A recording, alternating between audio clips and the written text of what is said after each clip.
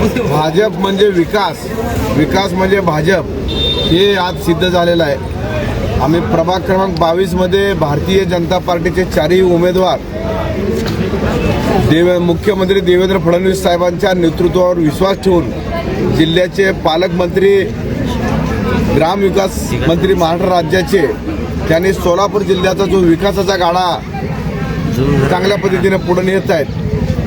सोलापूर शहरमध्येचे तरुण तडफदार युवा आमदार देवेंद्रदादा कोटे, अक्कलकोटचे पाणीदार आमदार सचिनदादा कल्याण शेट्टी, या तिन्ही नेत्यांच्या उपस्थितीमध्ये त्यांच्या नेतृत्वाखाली भारतीय जनता पार्टीमध्ये आम्ही राष्ट्रवादी काँग्रेस पक्ष सोडून अधिकृतपणे प्रवेश केला आणि प्रवेश झाल्याच्या नंतर भारतीय जनता पार्टीने मी असेल, माझे सहकारी नगरसेवक नागेशांना गायकवाड असतील आणि आमचे चारही या ठिकाणचे उमेदवार असतील, त्यांच्यावर विश्वास ठेवून भारतीय जनता पार्टीचा अधिकृत उमेदवार म्हणून मी स्वतः किसन जाधव, माझ्या समवेत माझे सहकारी नगरसेवक नागेशांना गायकवाड यांच्या सौभाग्यवती अंबिकाताई नागेशांना गायकवाड, युवा सहकारी शिवराज गायकवाड यांच्या सौभाग्यवती चैत्रालीताई गायकवाड आणि माझे चौथे सहकारी दत्तात्रयजी नडगिरे, असे चारही उमेदवार आज आम्ही भरघोस अशा मताधिक्याने या ठिकाणी निवडून आलेलो आहोत। या निवडून येण्याचं श्रेय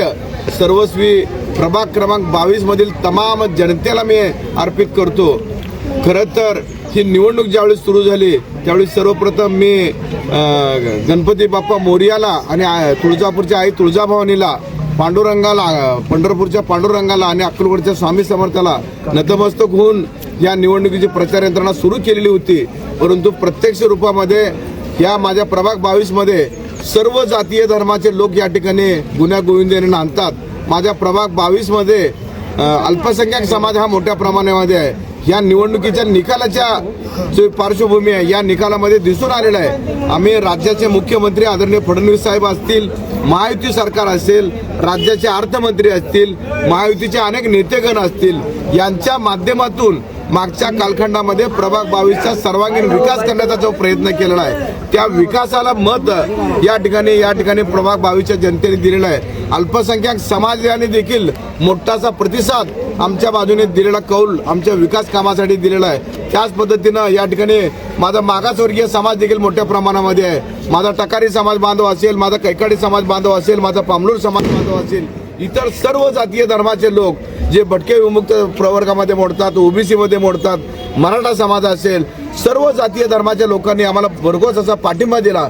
हा पाठिंबा देण्याचा हेतू आणि उद्देश त्यांचा हाच होता की मागच्या कालखंडामध्ये आम्ही जो या भागामध्ये विकास काम केलेला आहे त्या विकास कामाला त्यांनी प्राधान्य दिलेलं आहे आणि येत्या 5 वर्षामध्ये सोलापूर जिल्ह्याचे पालकमंत्री जयाभाऊ गोरे असतील, युवा तरुण तडफदार आमदार देवेंद्रदादा कोटे असतील, अक्कलकोटचे आमदार सचिनदादा कल्याण शेट्टी असतील, त्याच पद्धतीने शहर उत्तरचे आमदार विजय मालक देशमुख असतील, शहर दक्षिणचे आमदार सुभाष बापू देशमुख असतील आणि भारतीय जनता पार्टी असेल, याच्या माध्यमातून आम्ही भविष्यात देखील चांगल्या पद्धतीने विकास या प्रभाग 22 साठी करणार आहोत।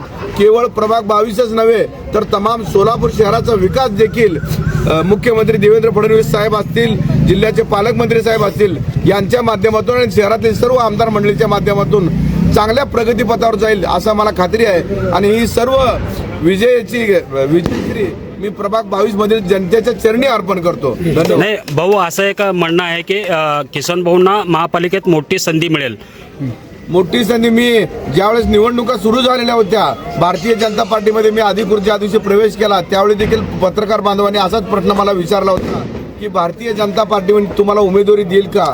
हा सर्वस्वी अधिकार माननीय मुख्यमंत्री साहेब भारतीय जनता पार्टीचे देवेंद्र फडणवीस साहेब असतील, जिल्ह्याचे पालकमंत्री गोरेभाऊ असतील, जिल्ह्यातील सर्व आमदार मंडळी असतील, राज्याचे प्रदेशाध्यक्ष असतील, ही सर्व मंडळी महापालिकेमध्ये कुणाला काय संधी द्यायचं हे भारतीय जनता पार्टी ठरवतं। या ठिकाणी निवडून आलेला उमेदवार ठरवत नाही तर भारतीय जनता पार्टी आणि भारतीय जनता पार्टीचे सर्वस्वी नेते आदरणीय मुख्यमंत्री साहेब आणि त्यांच्या नेतृत्वाखाली पालकमंत्री साहेब यांच्या नेतृत्वाखाली आणि आपल्या बावनकुळे साहेब आणि रवींद्र चव्हाण साहेब यांच्या नेतृत्वाखाली महापालिकेच्या पदाधिकारी निवडीची प्रक्रिया होणार आहे।